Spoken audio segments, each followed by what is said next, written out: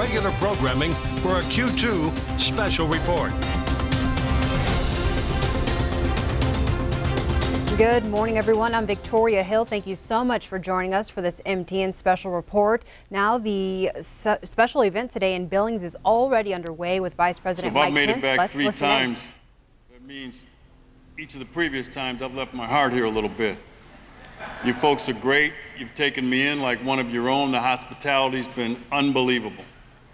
And you know, I get a chance to get all over this great country now. I've been in 40 states over the last 2 years, meeting great Americans like yourselves, freedom-loving Americans, God-loving Americans, country-loving Americans, flag-loving Americans.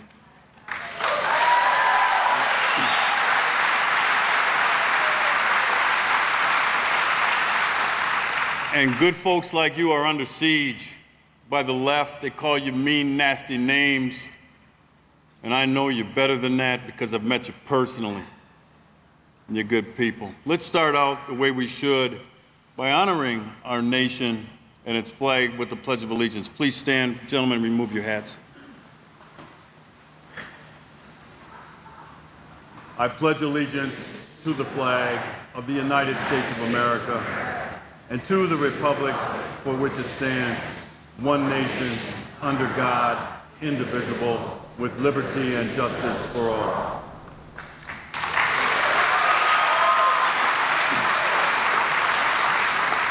Thank you once again.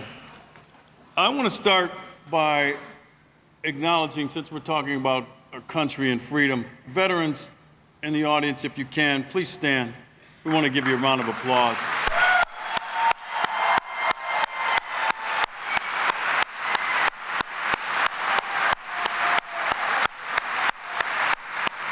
Thank you for your service to our country. And I want to take just a brief moment to acknowledge another group very integral to this thing we call freedom. They're on the front lines here at home every day. Your community's finest, our nation's law enforcement officers. Please give them a hand.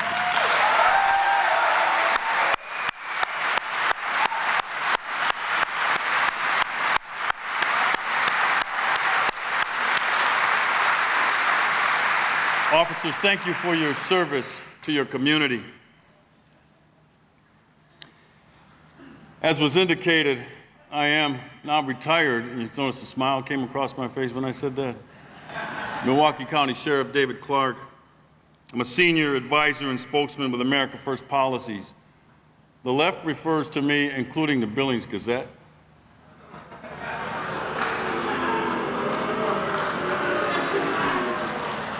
They refer to me by a different title. They call me the controversial cowboy hat-wearing Trump supporter.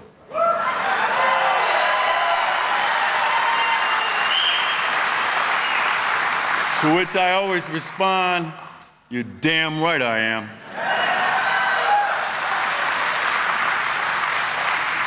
It is really my sincere pleasure to welcome you to our Tax Cuts to Put America First event.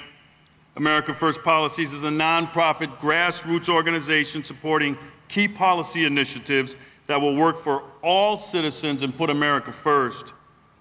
You see, we are committed to empowering, educating, and mobilizing the millions of Americans like you who want to make America safer, stronger, and more prosperous and greater than ever before. Because like you, we believe putting America first means fighting to stop countries like China from taking advantage of us, stealing our jobs, and dumping products here while they keep great American products out of their own country. It means making sure there are less federal regulations on the books, not more, and that overzealous government bureaucrats are reined in.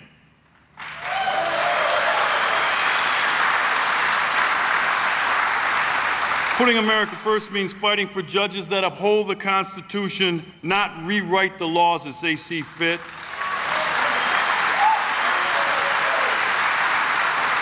And that's why it's important to get Brett Kavanaugh confirmed as soon as possible so he can get seated for the fall term. And it also means fighting for an immigration system that meets the needs of Americans first and building the damn wall.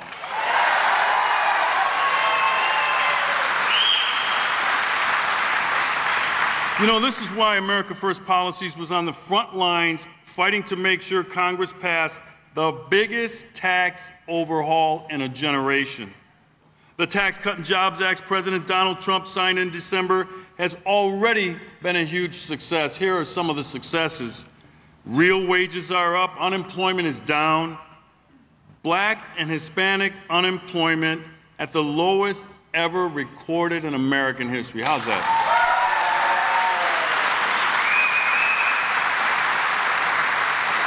And think about it, that's even after the first Black president. Where unemployment in the Black and Hispanic community actually went up. Everywhere is right. Manufacturing is back. Retirement accounts are stronger than ever. And we finally eliminated Obamacare's individual mandate that was forcing Americans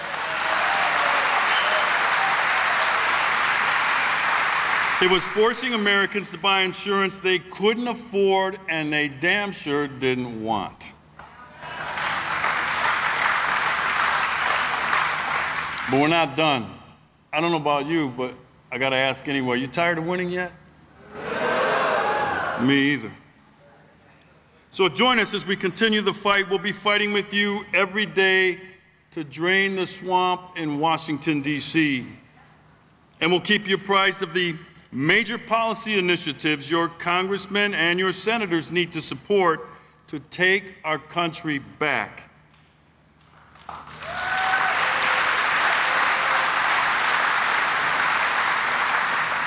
Because you see, if we all keep fighting each and every day, we will make America great again.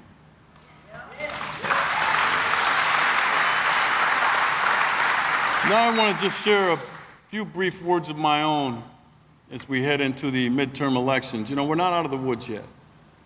We're winning, we're getting this country back, but it's a job that has no finish line, ladies and gentlemen.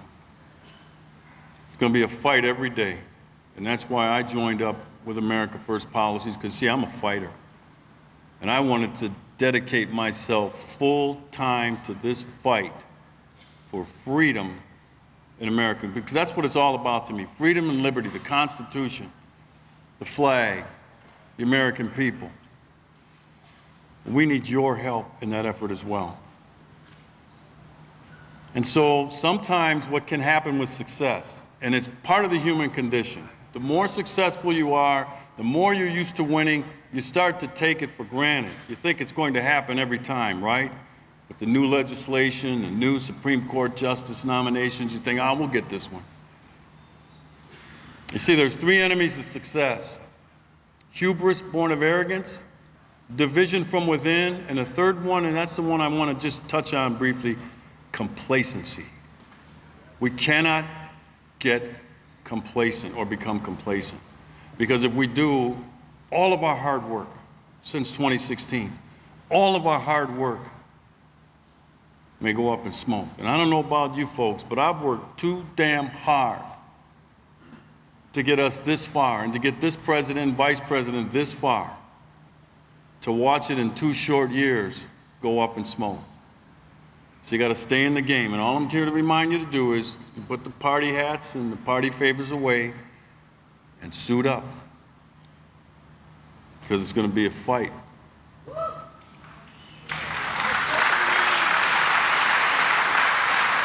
As you know, freedom's not free. Our veterans fought to protect this country and its freedom. Our law enforcement officers do it every day. You do it every day. And like I said, there's no finish line to it. There just isn't. So you can't tire. That's what the left is counting on. Now I want to introduce our panel. My first introduction is the program moderator, Todd Barron, Principal, RNC, LLC. Todd?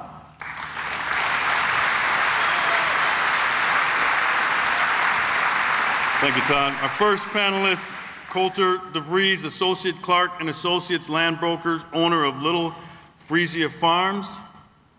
Coulter. Thank you, sir. Our second panelist, Steve Mergenthaler. He's the owner of Mergenthaler Transfer and Storage. Steve.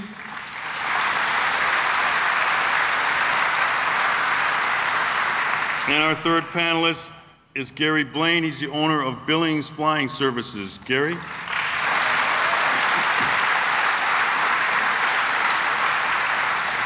Thank you. May God bless you, and may God continue to bless these United States of America. Thank you very much.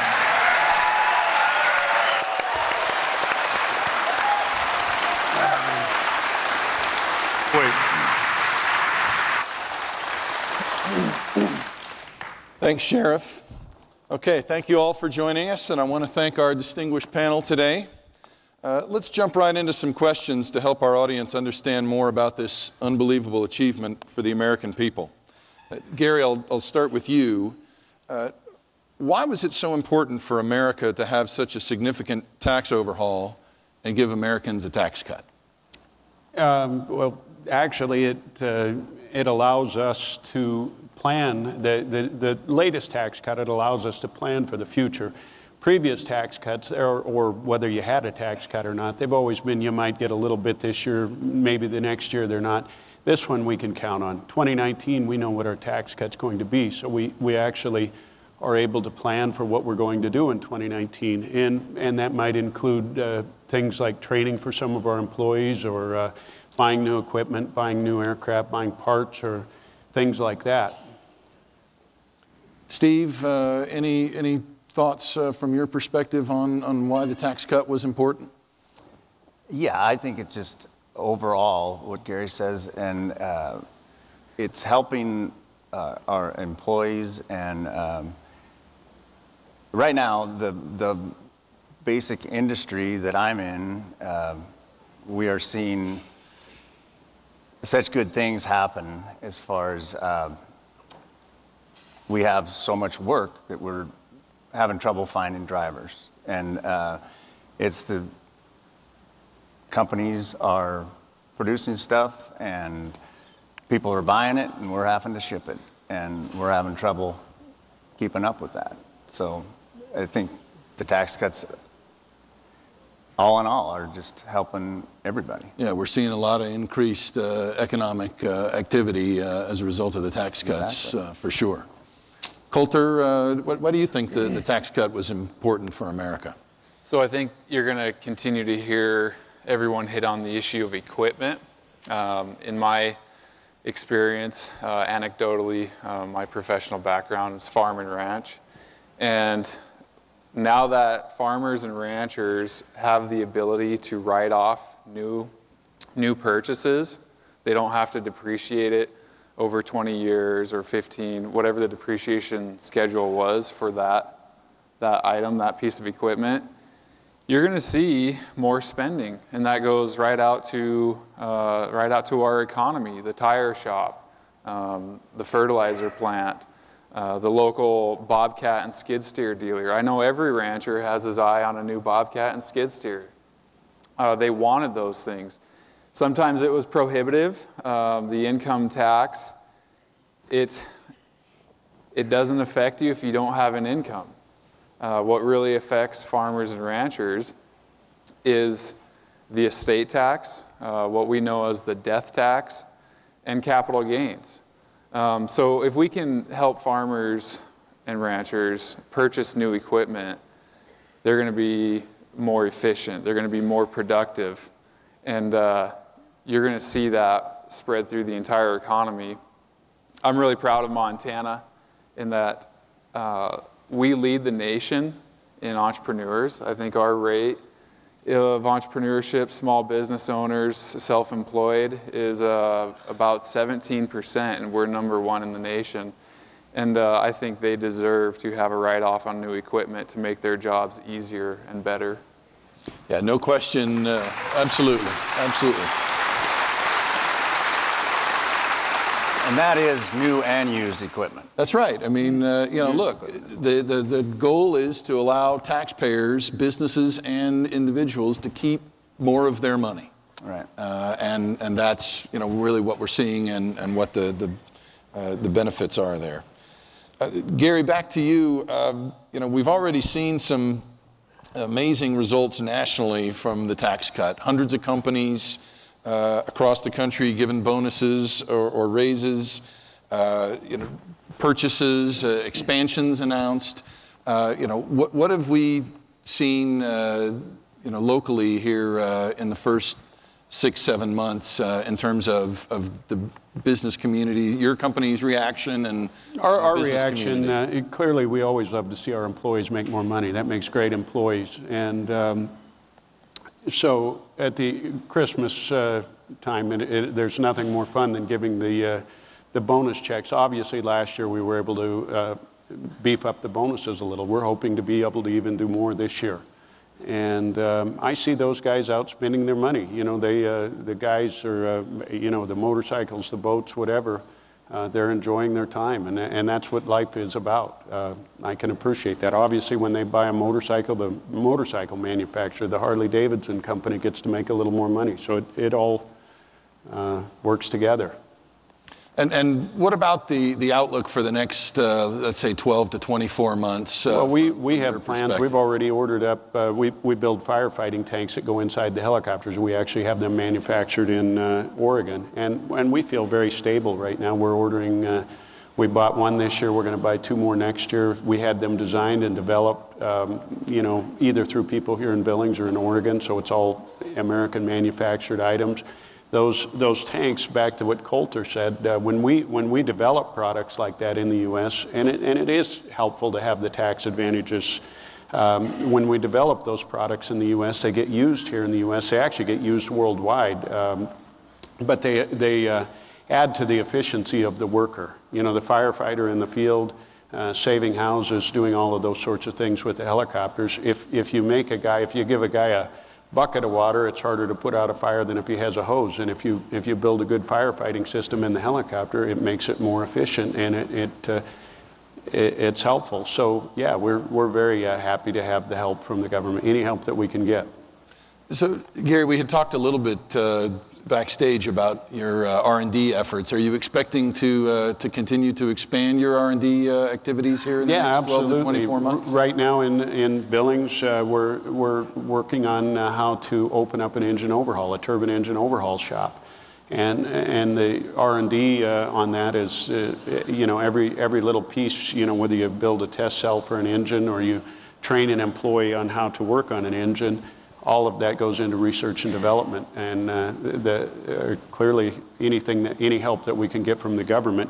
I think I mentioned to you earlier, I happened to be up late last night. I was watching Elizabeth Warren on TV, and she talked about how they should tax us more, and 50% isn't enough, and all of those sorts of things. And she talked about the education aspects of it. If we could spend this money on education. The fact is, we're spending it on education already. We're teaching young guys how to fly airplanes. We're teaching guys how to work on airplanes, teaching guys electricity, learning how to do turbine engines, transmissions, all of that. So I really think that we can do a better job with our money teaching our own people, and the people that actually earned that are going to get to put it to work versus spending it however Elizabeth might think it's best spent.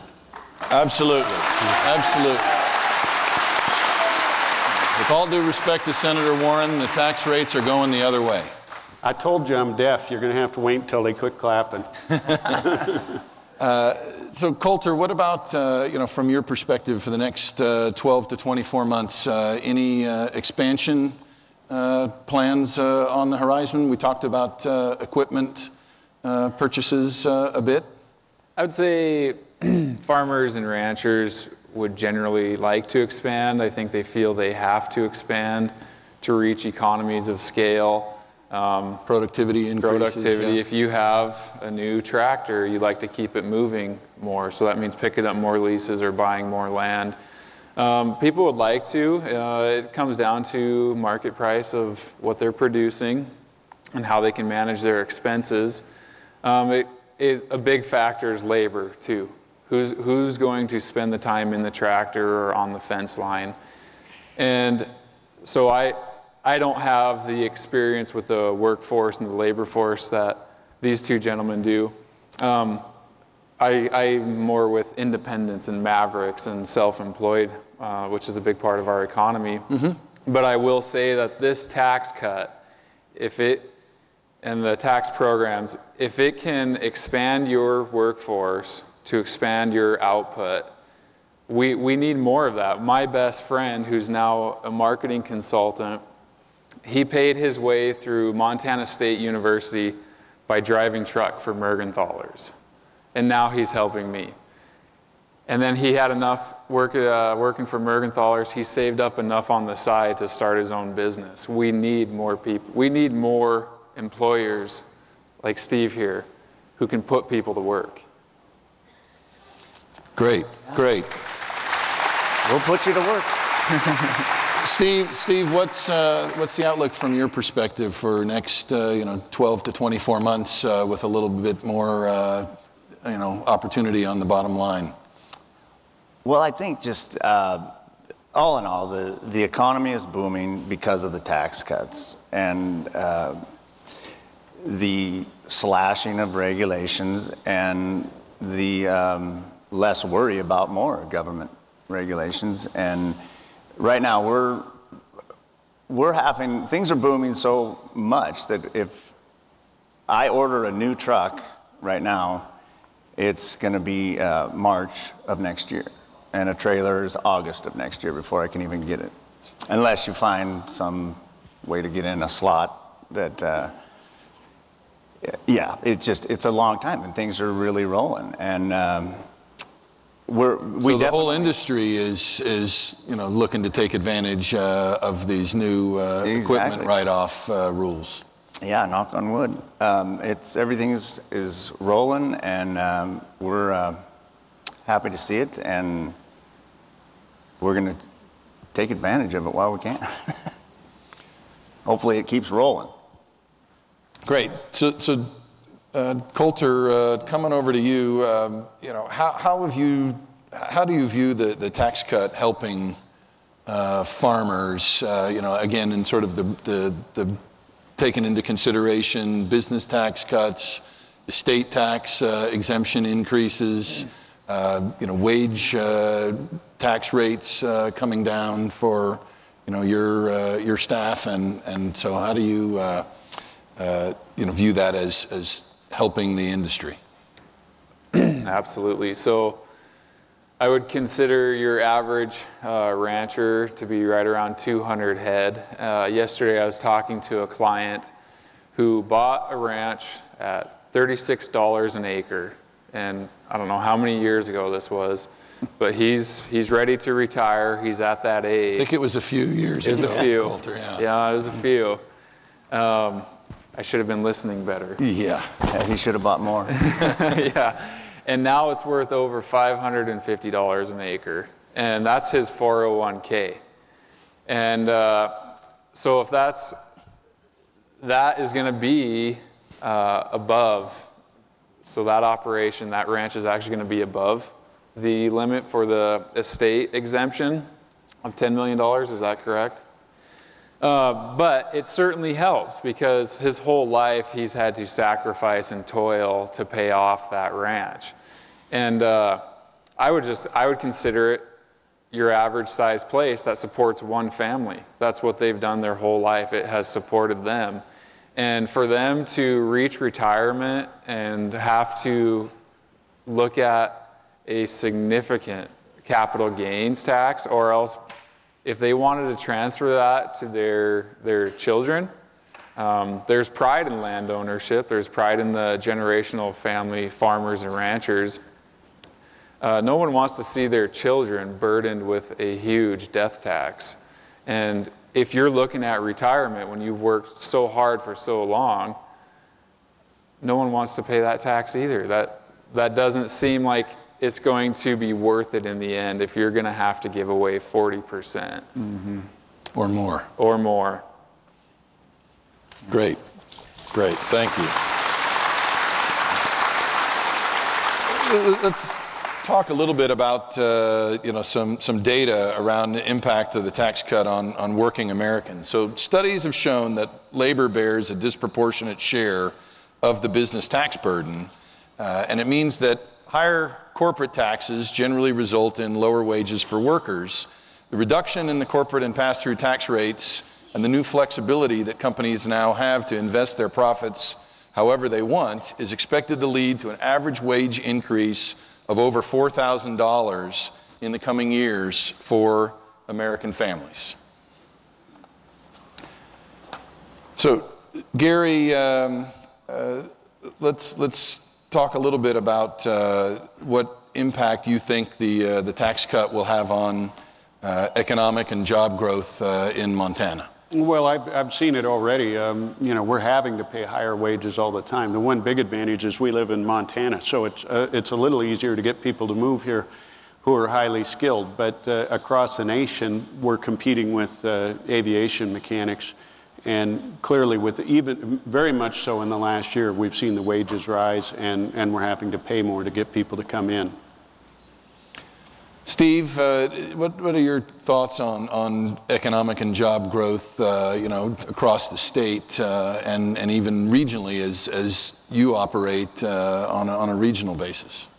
Right. Yeah, we're seeing the same thing basically as things are growing, and it's been somewhat tough just because it seems like the truck driving per se job is not as well thought of as it used to be, I guess. And so the shortage of truck drivers is really what's hurting our industry. And so then in turn, you know, we're having to pay more per hour. Right. And training and, you know, helping guys get their CDL. And I think nationwide, we're down 50,000 truck drivers, and by 2026, I think they say it's going to be upwards to 175,000. And in order to keep up with the economy, if it keeps going, you know, you're going to need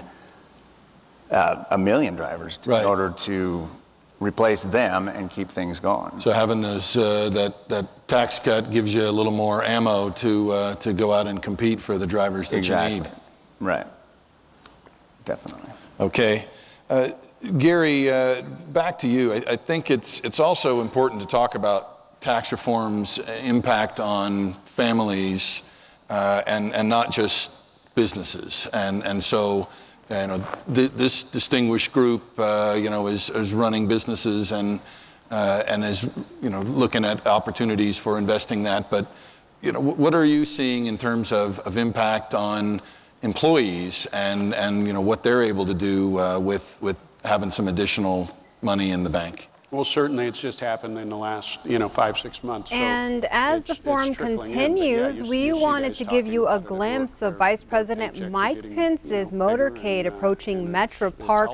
There we have it, several vehicles all lined up approaching the Montana Pavilion at Metro Park. Now, we expected this forum to go about half an hour, and then Steve, what about, Vice President Mike Pence to take up the rest of the time during this morning's event. So Vice President Mike Pence almost there at Metro Park. You know, having some more money in their pocket. Yep. Yeah, you know, you see the guys buying new pickups, and like Gary said, we'll continue to listen the in boats as and the motorcycles forum continues. and things are just a little more uplifting, and the guys seem in camaraderie is better, and it's definitely.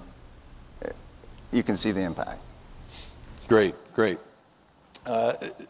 Gary, back to you. The administration has proposed a program of tax reform, regulatory reform, trade reform, energy reform, a holistic economic reform program to get the economy moving, boost GDP, and generate you know, job and wage growth ultimately.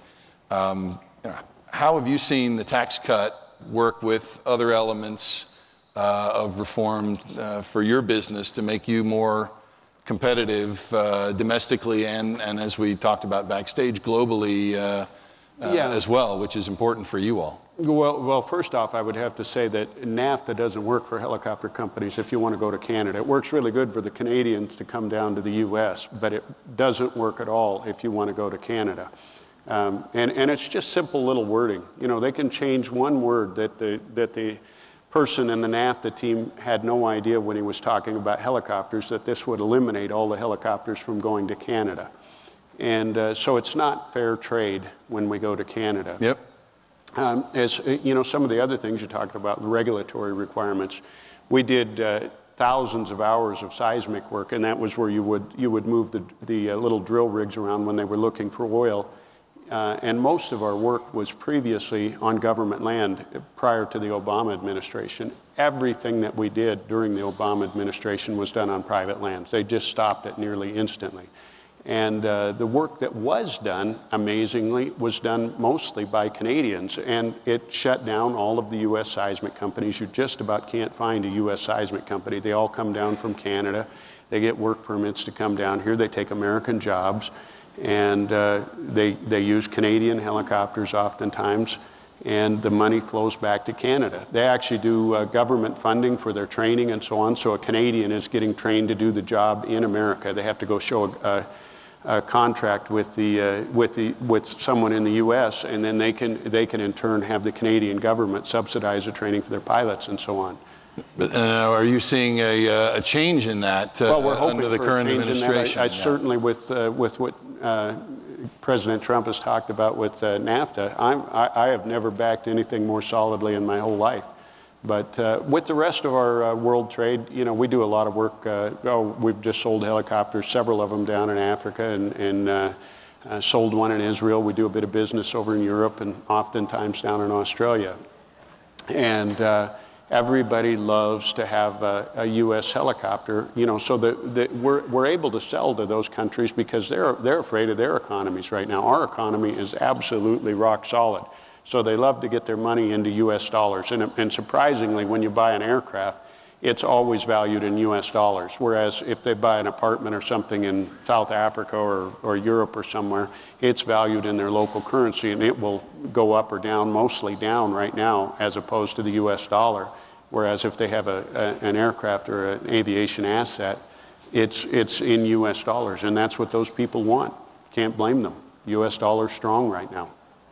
And what about sort of company programs for employees, et cetera? We've got I think an administration that's encouraging more of that in a competitive market for people. And so what kind of things are you seeing in terms of offering training and development and education? I don't know that they're offering like that, yeah. Much. We're offering, we have to offer it. It has to be part of the package. Steve talked about being short of truck drivers, and we're doing the same thing. We're making damn sure we have truck drivers trained. We have a guy that's in charge of that. He hires truck drivers, he trains them.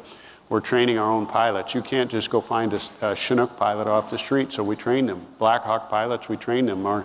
The airlines are hiring like crazy. You cannot get an airline pilot, so we have to use guys from Rocky Mountain College and so on. We're very supportive of Rocky Mountain College. Think it's a fantastic program that they have over there. And their pilots, we've used young Rocky pilots until they get enough hours to go on to the airlines. But we're just thrilled to pieces to have a college like Rocky locally here that's training pilots and helping us out. And we often like to help them with that so that we're able to use their assets.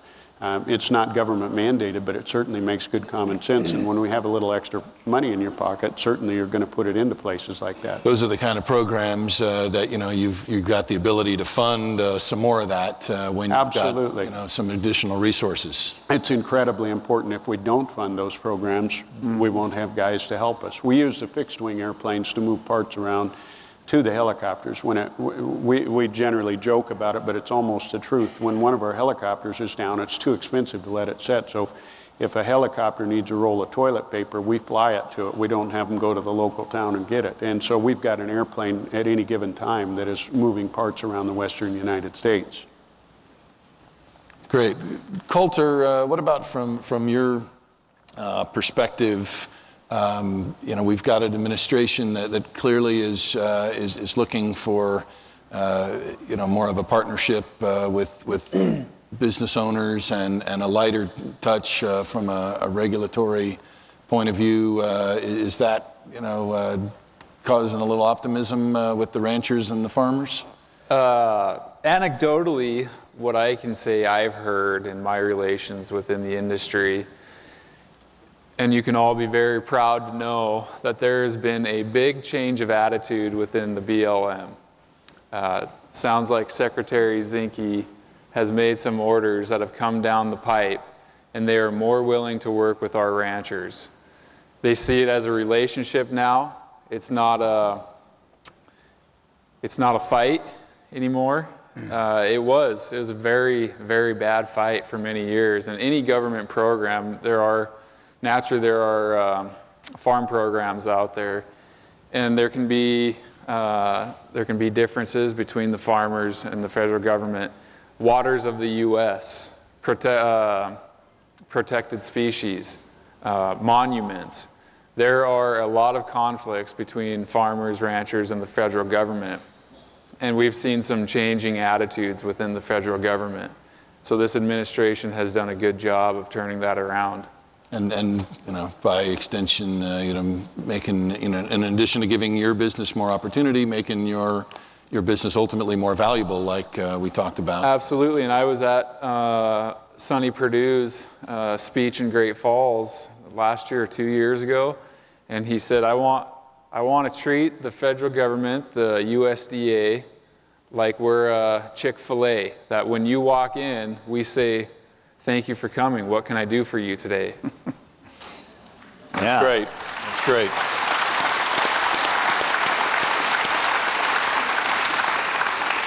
Steve, what about from you know, the transport business, you know, programs that you're you know, looking to expand, and other ways that you've got some benefits from tax reform that are enabling you to you know, be a little more competitive in attracting and retaining the drivers that are so critical to your business?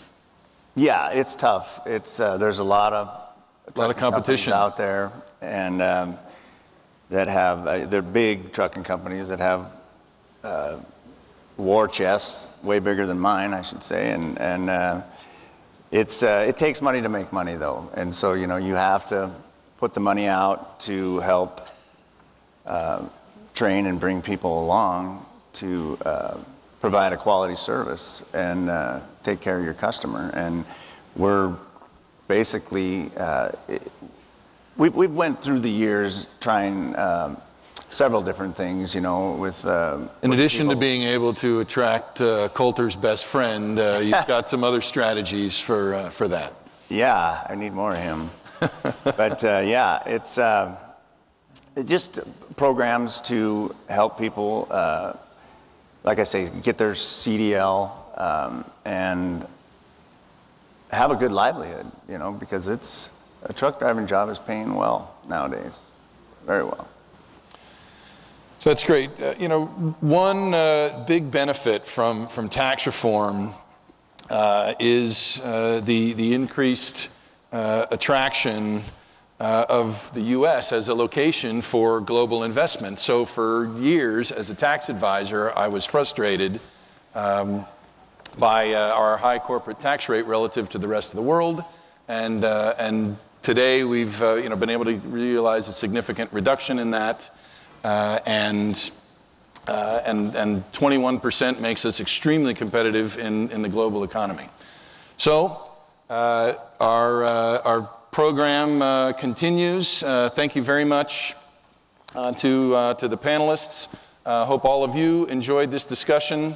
And in just a moment, our next speakers will take the stage and will be joined by the Vice President of the United States.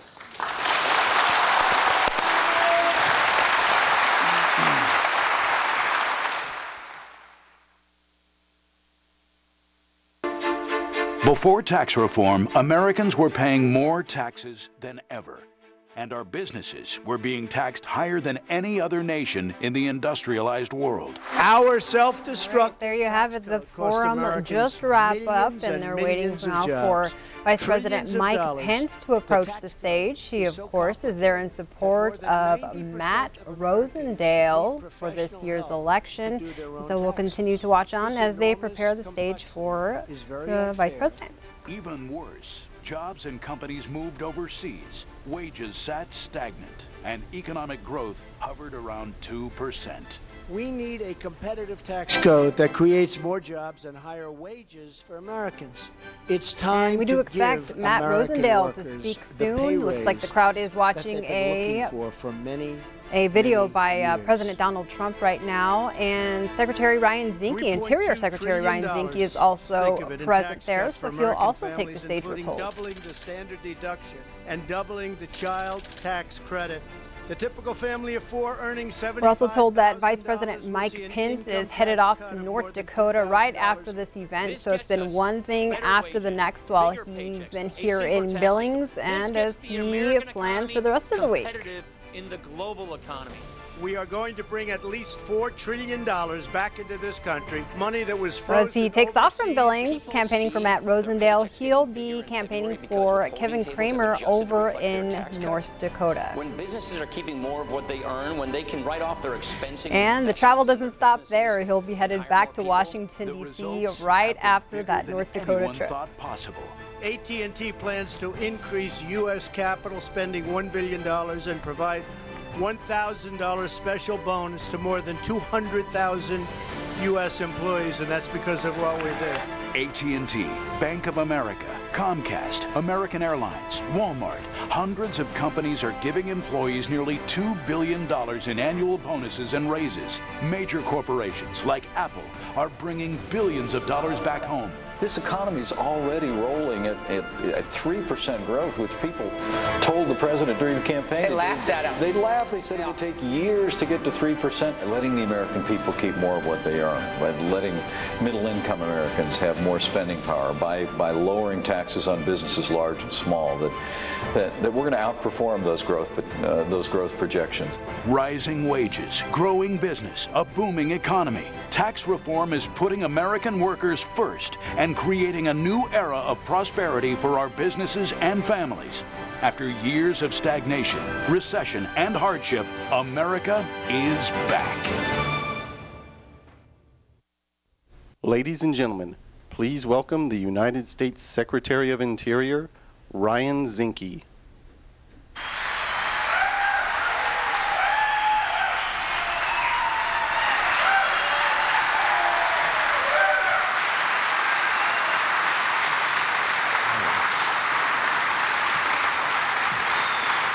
Tell you what, it is always good to be out of Washington. You know, a year and a half in, and I got to tell you, look what's happened. Unemployment, best unemployment figures for black Americans in the history of the country. Best unemployment figures for women in 65 years. Best unemployment figures for Latinos ever recorded. Our GDP is growing above 4%. And that's only a year and a half.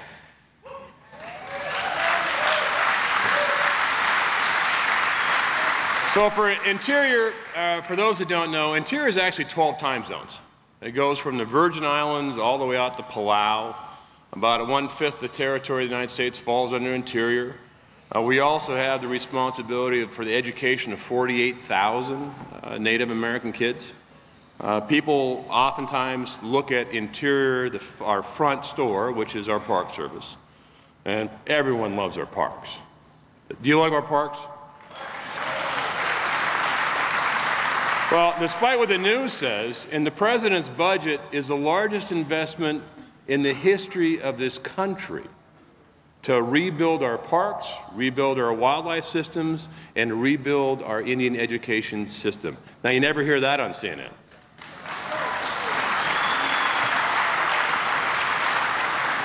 So last year and a half, I worked hard. We had 2 hurricanes, you might remember. One in Virgin Islands that almost wiped it off the map. South China Sea, spent a lot of time on the rise of China in the South China Sea. And they're buying influence, no mistake. They have a casino in there on one of our territories whose cash flow is $4 billion a month. A month.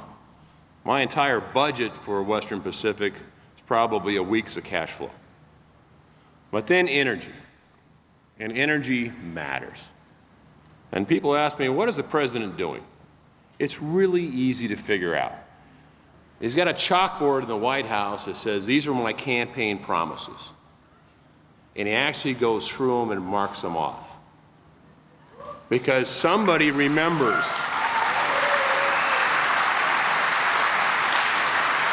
I know it sounds strange that someone's actually going to do what they say they're going to do. But on energy is really about three things. One, environmentally, I can tell you it is better to produce energy in this country than watch it get produced overseas with no regulation. So environmentally, no doubt it is better. If you don't have to believe me, I'll take you on a tour of some places I've seen as a SEAL commander about how not to produce energy the right way. Secondly, economy. Look, the price of steel is about the same in South Korea as in Pittsburgh, and we have to pay our people wages.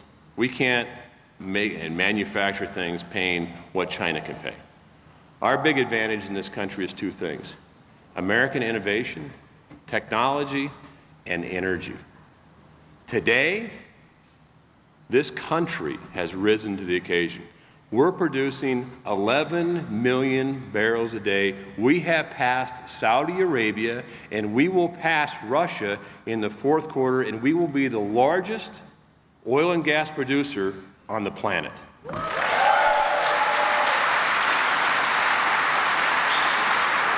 And that is brought to you by Donald J. Trump.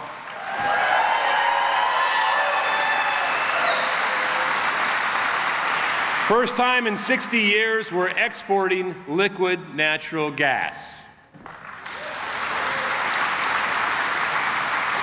And lastly, you have environmentally, economically, and morally. And up front, I never want your kids or your grandkids to ever see what I've seen. I spent 23 years as a Navy commander. I don't want to see our troops ever have to deploy again for oil and energy.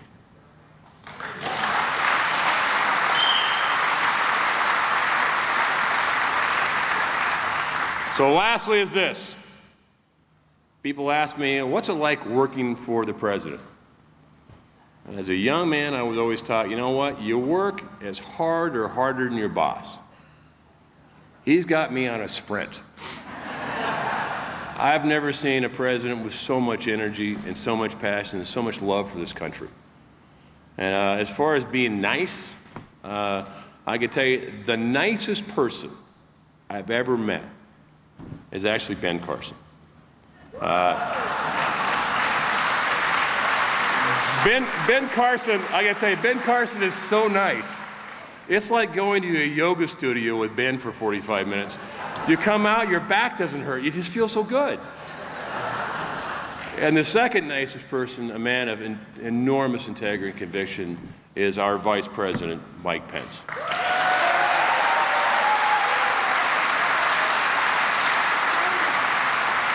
And I've been on the road with the Vice President, and I call the Vice President the Rock of Gibraltar, because he is just steady. And it's funny because they have the teleprompter set up, and as you sit behind the president on teleprompters, you know, and he is a teleprompter man who's been with him a long time, and he's been in the campaign, and he kind of does his teleprompters. And the president, well, first of all, the vice president, this is his teleprompters. It's very steady, very organized. He stops, applause line goes on. Now the president's a little different. The president goes about 2 lines and he's off script. And he goes down and up and down and up. But I will say that this president is the most transparent president in the history of this country. Because he tells you what he's thinking. So listen, I appreciate the opportunity to come back and say hello. I miss Montana so much. And D.C. is a swamp, guys. And we need a disruptor president to drain the swamp. And if you thought this was going to be easy, I don't know what planet you were on. The swamp strikes back. It's kind of when you start draining a swamp, you know what happens? It exposes the serpents. And they fight back. But we're going to win. And look at a year and a half.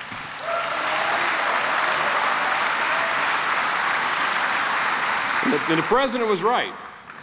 It is about taxes. It's about business and economy. Because if we don't have an economic engine in this country, then we can't afford a strong military. If we don't have an economic engine that's moving, we don't have jobs. If we don't have an economic engine in this country, we can't afford to have a regulatory framework that protects our environment. So this president is spot on. He's a CEO. I'm proud to serve. Thank you, and God bless.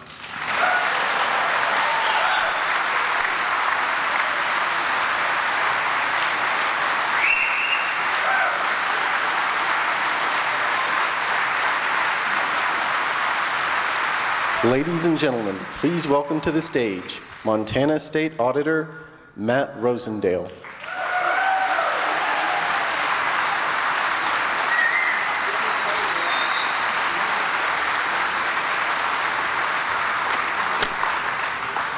Good morning, Billings. How is everybody?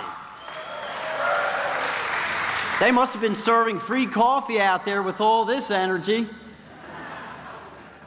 I am standing here before you proud to announce that I have been supported by President Trump and Vice President Michael Pence.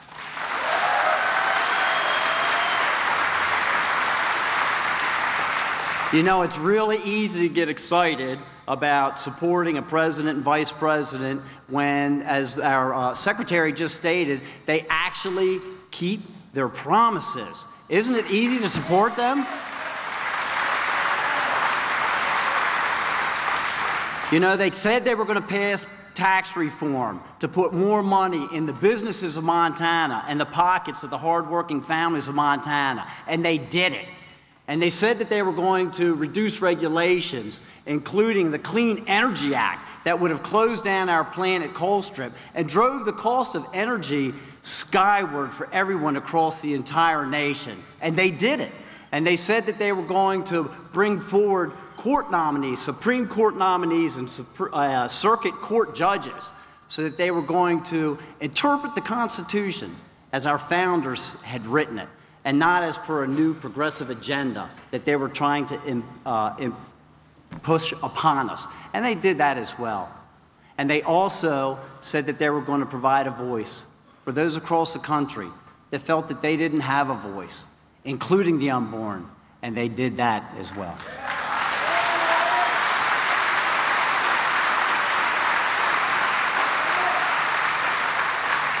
But just think how much more that they could have accomplished if they simply had one more vote or two more votes. Because as I stand here before you, John Tester opposed every single good thing that President Trump tried to pass. We need to get another vote in there. I began this journey in 2010 when my friends and neighbors came to me in Glendive and encouraged me to enter into public service. And they elected me. And since that time, I've been supported from people across the entire state.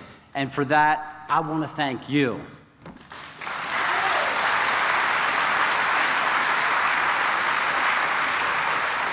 And you sent me to office to reduce regulations, and I did it. And you sent me into office to reduce spending, and I did that as well.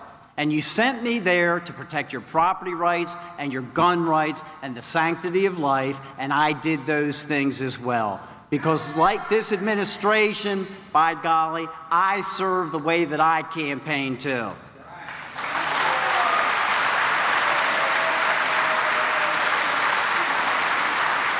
And that's what the people of Montana want, the straight story. They want the truth, and that's what this campaign will be about, the truth. because John Tester has run a campaign of denial. He denies that Obamacare is a train wreck. He denies that Dodd-Frank hasn't all but crippled our community banks. He denies that the tax reform put more money in your pocket. Well, he cannot run a campaign of denial and get reelected.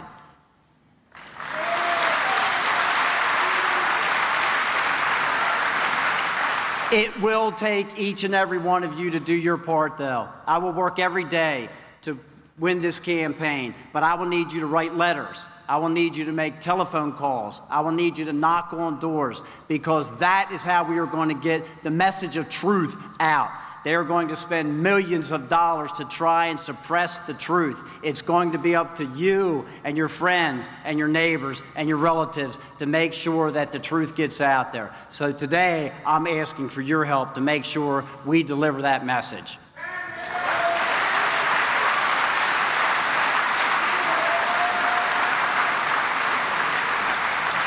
Now, I would like to introduce a man of faith, a family man, a champion for life, a man who defends our Constitution, a man who understands our way of life and is fighting to protect Montana's way of life. I would like to introduce the Vice President of the United States, Michael Pence.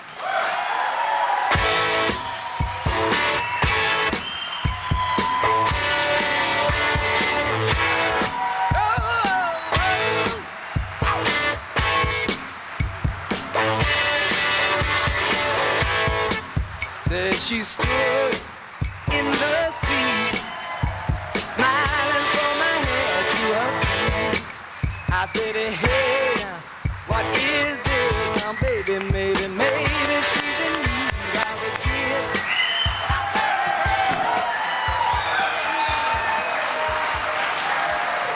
Well, hello, Montana.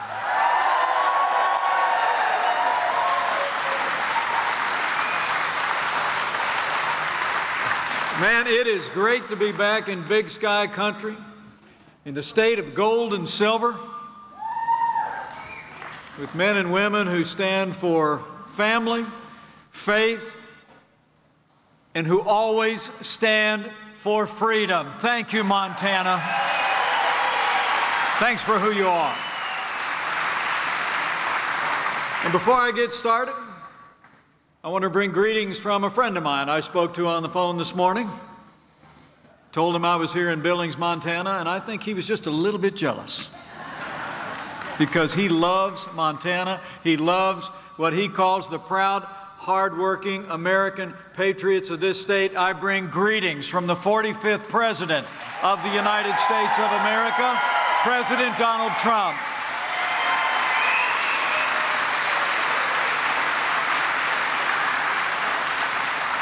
And I'm honored to be joined today by some great Montana leaders who are with us. And let me start first and foremost from a man you just heard from. He's a fifth-generation Montanan. He's a former Navy SEAL commander. He was a member of Congress that I served with on Capitol Hill, and I'm telling you what, he's a leader who's fighting every day to protect America's great outdoors and unleash our boundless natural resources. Would you join me in thanking a son of Montana, a true son of the West, Secretary of Interior, Ryan Zinke. Take a bow, will you?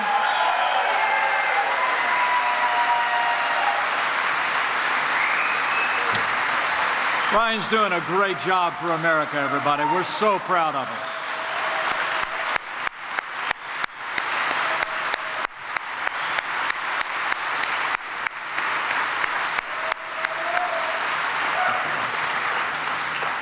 Let me also just give a shout out to this state's great leaders who serve in the Congress.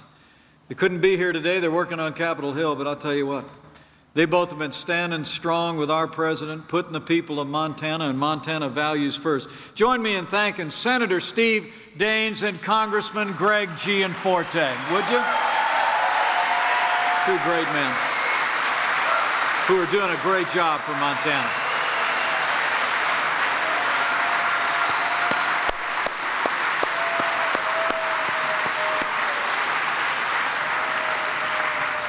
Before I get going, I want to thank one more great conservative. who you just heard from a minute ago. Not just for those words and that great introduction, but really for all he's done throughout his career to fight for the good people of Montana and the values that make Montana great. He's a man who's a tireless leader of this state. He served in the State House. He's now your great state auditor. Matt Rosendale is a champion for all the strong conservative values that make Montana great. And we couldn't be more proud to be here with him today. Thank you, Matt. And thank you all for being here today. I'm really humbled that you all would come out in the middle of a busy week. And I want to thank you from the bottom of my heart. You know, last week marked just a year and a half since President Trump and I were standing on that stage on Inauguration Day, raised our right hands and took the oath of office. And I think there's only one way you can sum up the last 18 months. It's been a year and a half of action. It's been a year and a half of results. And it's been a year and a half of promises made and promises kept. And we're just getting started. It's true. I mean, think about it. President Trump promised to rebuild our military and restore the arsenal of democracy. With the strong support of Montana's conservative leaders in Congress, earlier this year, I'm proud to report, President Trump signed the largest increase in our national defense since the days of Ronald Reagan.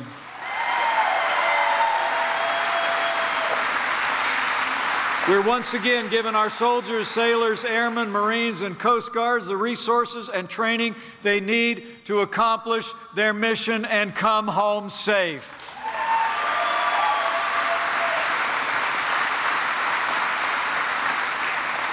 And I got to tell you, as the proud father of a United States Marine, I couldn't be more honored to serve alongside a president who cares so deeply about our men and women in uniform, and all the men and women who've worn the uniform of the United States of America. Would the veterans in the room mind standing up if you're able? Stand up if you've served in the armed forces of this country to give us a chance to say thank you one more time. Thank you for your service. Thank you for your service. This president's been working hard for our veterans. He's been working hard for these veterans, and recently signed legislation that's finally going to give our veterans access to real-time health care that they earned in the uniform of the United States. Veterans' Choice has arrived, and President Trump delivered it.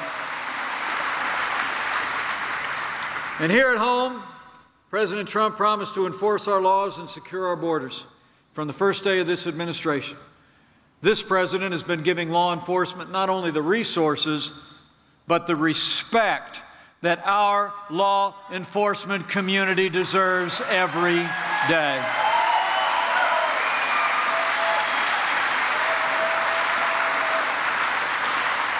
You know, it's been a challenging time in law enforcement. We see violence against police officers, and in recent years, we've seen public officials that haven't been willing to stand up with those who stand on the thin blue line. We got a lot of people in law enforcement who are here with us today who serve in Montana at every level. Would you all mind getting on your feet and showing these police officers just how much you appreciate the job they do protecting our families every day?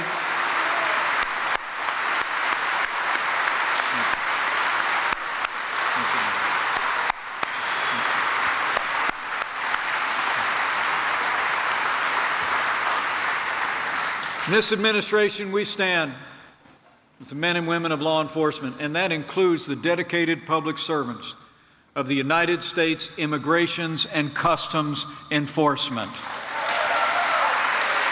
It does. These are great men and women.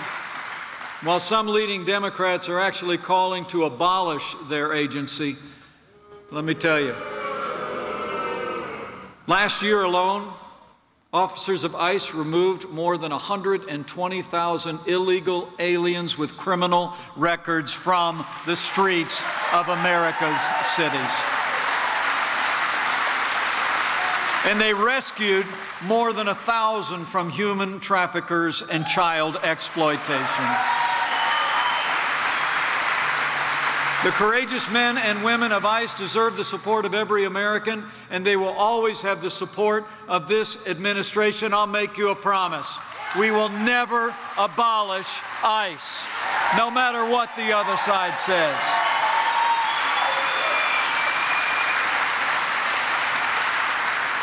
In fact, with our renewed commitment to immigration enforcement, I'm proud to report to friends here in Montana, President Trump signed the largest increase in border security in nearly 10 years. And we got a down payment, and we've already started to build that big, beautiful wall on the southern border. It's going up.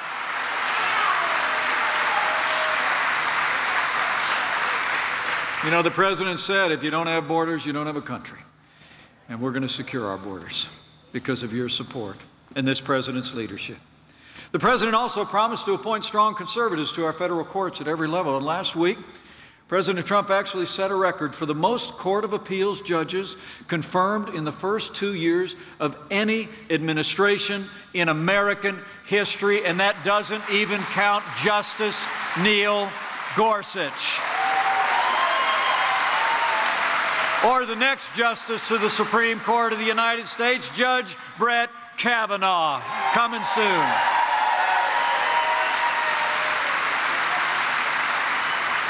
And I'll tell you, the people of Montana will be glad to know every single one of these men and women are all conservatives who will uphold the God-given liberties enshrined in the Constitution of the United States, including the freedom of speech, the freedom of religion, and the Second Amendment right to keep and bear arms.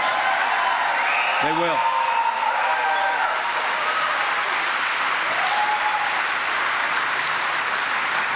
So, you know, it's about promises made and promises kept. That's why I came by today.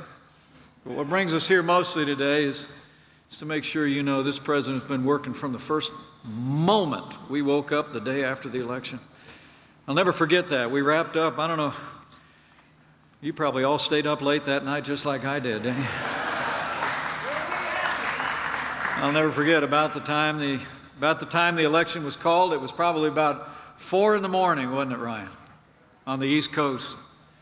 I brought a few remarks to my family. The president brought those inspiring remarks to the nation. I'll never forget backstage.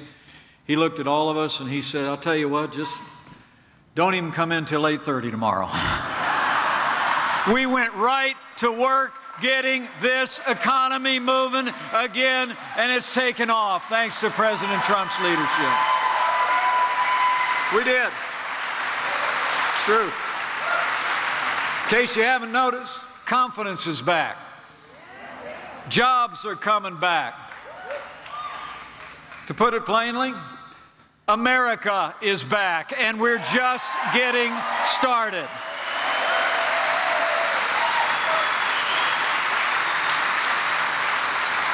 And you know, it didn't just happen. It's because the president's been busy keeping the promises that he made to the people of Montana. I mean, we promised to roll back the heavy hand of government. And I'm proud to report this president has signed more laws repealing federal red tape already than any president in American history. It's true.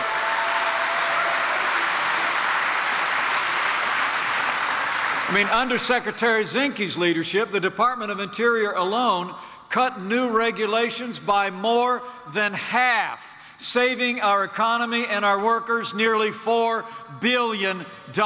Great job, Ryan.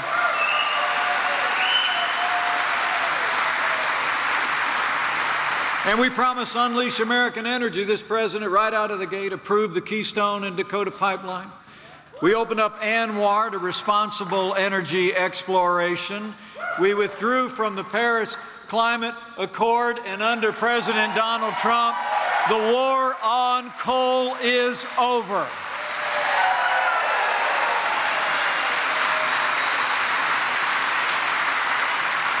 The president also promised to confront countries that frankly have been taking advantage of America for too long when it comes to international trade.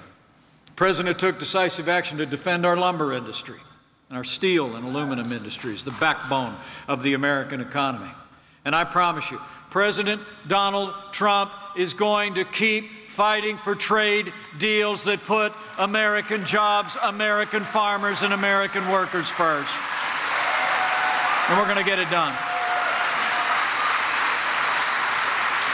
In fact, when it comes to America's farmers and ranchers, I'm pleased to report to you we're making significant progress as we speak, renegotiating the North American Free Trade Agreement. We opened Argentina to American pork. We opened Vietnam to corn and wheat, Brazil to American beef, and we opened China to American beef, a lot grown right here in Montana for the first time in 15 years. This president and our administration will always stand with our farmers and ranchers 100%.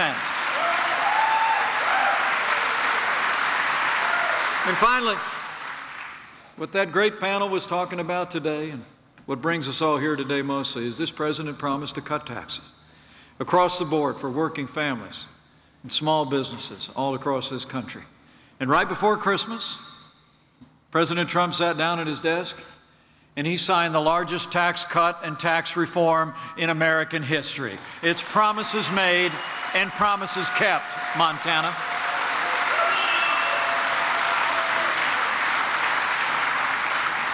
We cut taxes for working families. I mean, the typical family of four in Montana, we believe, is going to save more than $2,200 on your taxes when all these tax cuts take their full effect. We cut taxes for businesses, large and small, so that companies here in Montana can compete and win and create jobs against any company anywhere in the world.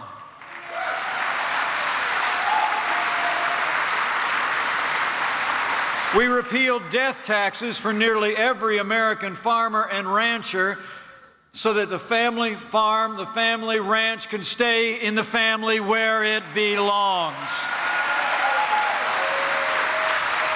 And by the way, in case you didn't notice, for all those other tax cuts, we also cut the core out of Obamacare. The individual mandate tax is gone. It's off the books. Now, we've done all this because of the strong support of our Republican majorities in the Congress, including your own Congressman Greg Gianforte and Senator Steve Daines. They were there with us every step of the way.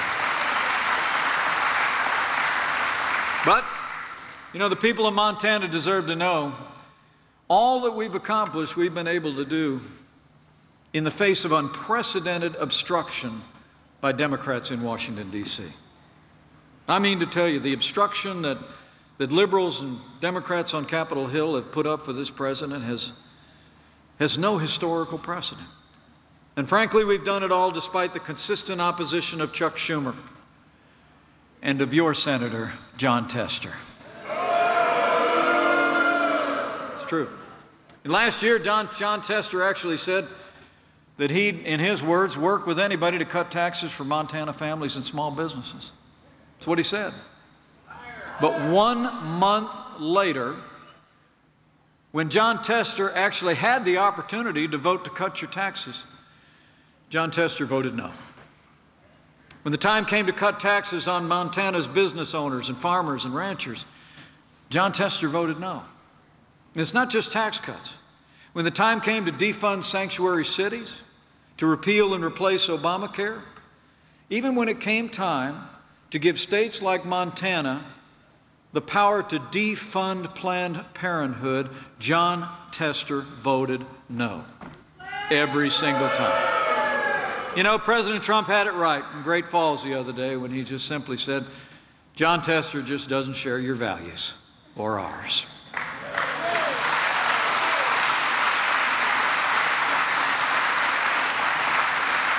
And you know, when it comes to the Supreme Court, Jon Tester actually voted against Justice Neil Gorsuch. And even though it's been more than 2 weeks since President Trump nominated Judge Brett Kavanaugh, Jon Tester is dragging his feet, delaying even meeting with our nominee. Now, let me be clear about something. Judge Brett Kavanaugh is a man of integrity with a proven record of support for limited government, the Second Amendment, and religious liberty, and he deserves the support of every member of the United States Senate. He does. So today I want to call on Senator Jon Tester, set politics aside, give Judge Kavanaugh a fair hearing, give him the support he deserves. And if Senator Jon Tester won't confirm a judge like Brett Kavanaugh, we need Montana to give us a senator who will.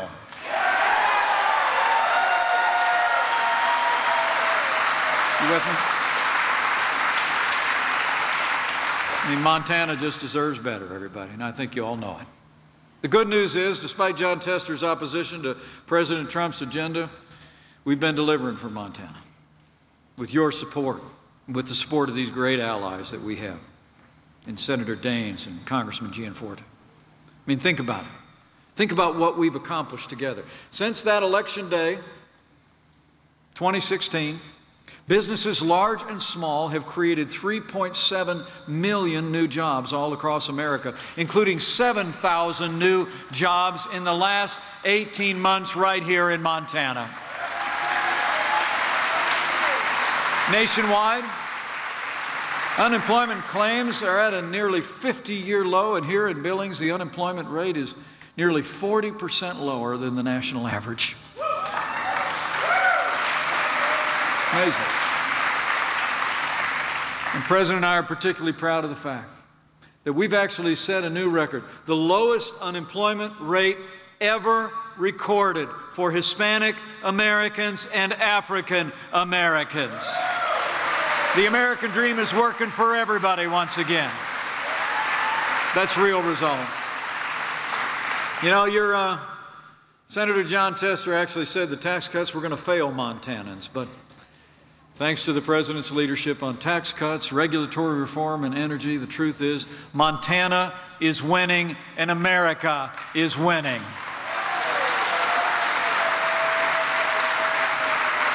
Since the President signed the historic tax cuts into law, more than 6 million Americans have received bonuses, pay raises, or bigger benefits, including more than 6,000 people all across Montana. Companies like Billings Flying Service, whose owner you just heard from earlier today, is investing in new equipment and research that'll benefit their workers for years to come. Lowenbro, a Montana manufacturer, used their tax cut savings to give their workers better benefits. And Walmart, I'm told, handed out nearly $4 million in bonuses to more than 3,400 Montana workers. Let's hear it for these companies that are invested in the people and in the great state of Montana. I mean, these are real results, friends. They really are. And we've accomplished all this because of the support of people like Steve Daines and Greg Gianforte and these great Republican majorities. But we've also done it with the strong support of other conservatives all across this state. I mentioned it before, but that absolutely includes that great conservative state auditor of yours, Matt Rosendale.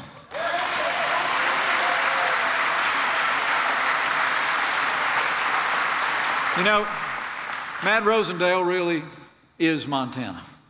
He embodies Montana values. He's a rancher, a family man. He's also a man of faith.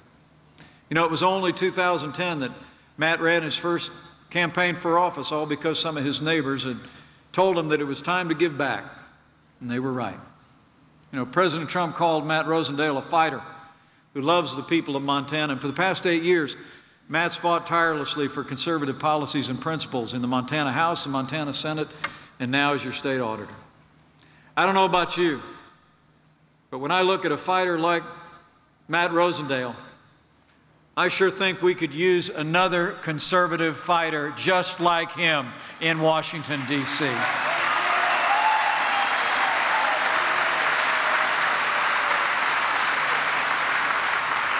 I mean, the truth is, because of the support of these great leaders at every level across this state and across the country, Americans are more optimistic today than they've been in years.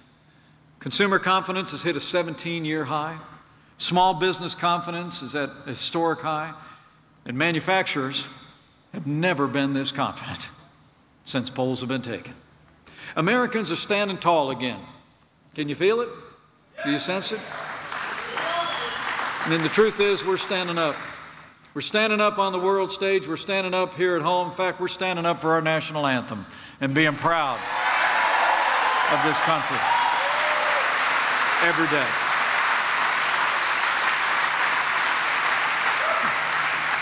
The truth is, pride is back. And as I stand before you today, I really think that faith in America is rising. I mean, faith in our ideals, faith in the boundless potential of the American people is rising once again.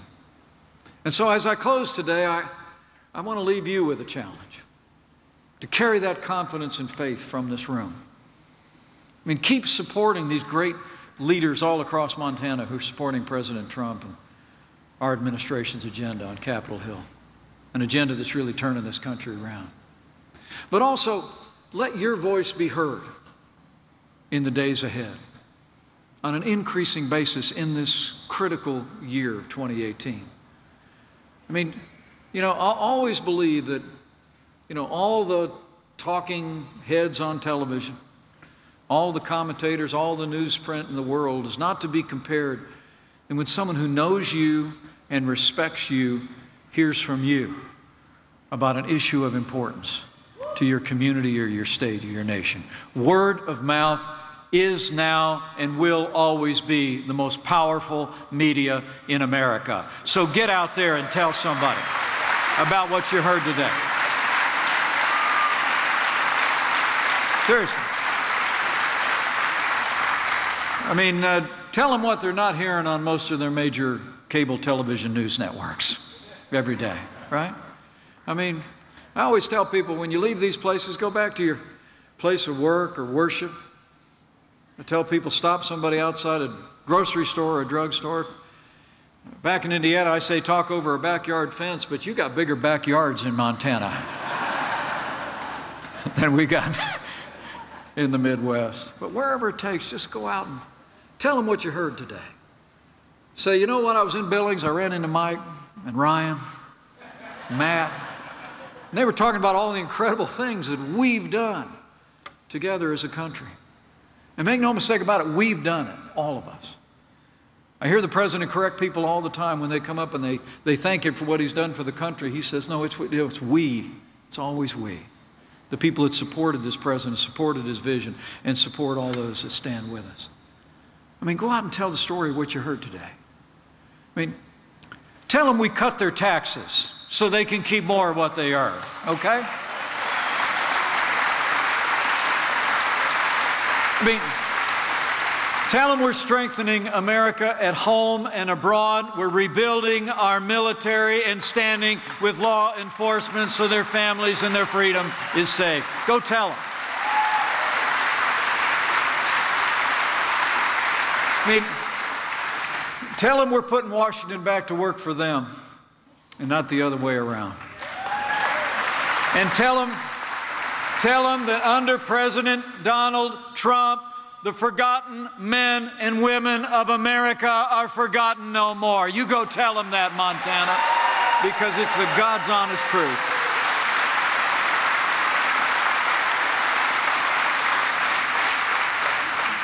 And tell them with confidence, because I really believe that faith in America is rising. Project that confidence and that faith.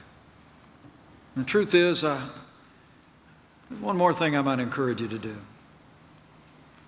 And I know a lot of you will do it. Because not only do I believe in my heart that faith in America is rising, but I see and I hear every day that faith is also rising all across America.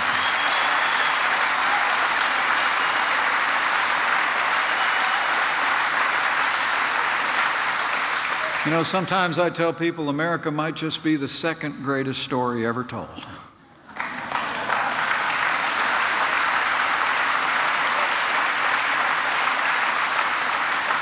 So as you leave here today, as you purpose to continue to support these great leaders that are standing with our president and our agenda, as you leave here today determined to exercise your rights as citizens and go tell that story to your neighbors and friends, I'd encourage you to not only carry your faith in this country, but exercise that other kind of faith. And if you're so inclined to, from time to time, bow the head and bend the knee, I'd encourage you to do it. To pray for America. Pray for all the people of this country. And when you pray, pray with confidence. Pray with confidence. Because I still believe those ancient words inscribed millennia ago that Americans have clung to throughout much more challenging times than we could ever imagine are still true today. That if His people who are called by His name will humble themselves and pray, He'll do like He's always done through the long and storied history of this great nation. He'll hear from heaven, and He'll heal this land, this one nation under God, indivisible, with liberty and justice for all. So pray, America, and pray for America, because prayer matters.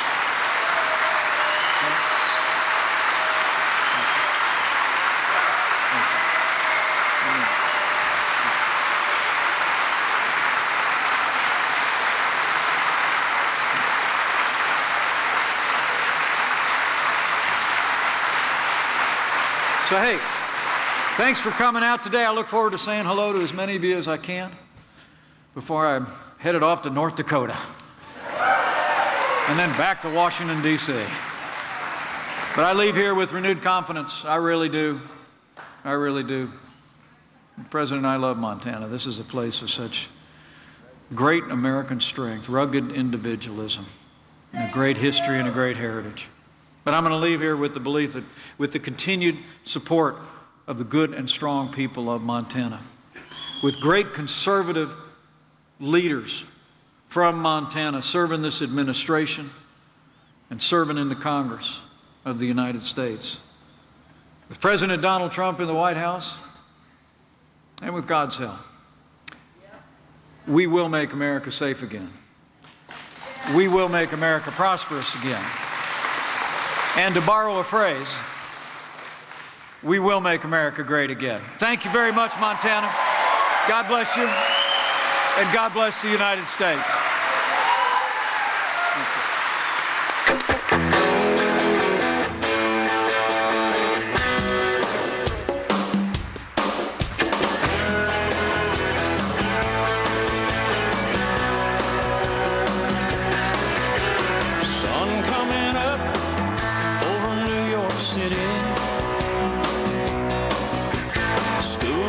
Driver in a traffic jam, staring at the faces in a rearview mirror, looking at the promise of the promised land. One kid dreams of fame and fortune, one kid helps pay the rent. One could end up. Well, Vice President Mike Pence has wrapped up there at the Montana Pavilion at Metro Park. Looks like he's doing a little bit of a meet and greet with the crowd there. Quite a few Make America Great Again baseball caps in the crowd as well. Up next, as he mentioned, he is headed off to North Dakota. Well, that wraps up this special report. Thank you so much for joining us today. I'm Victoria Hill. Have a great day.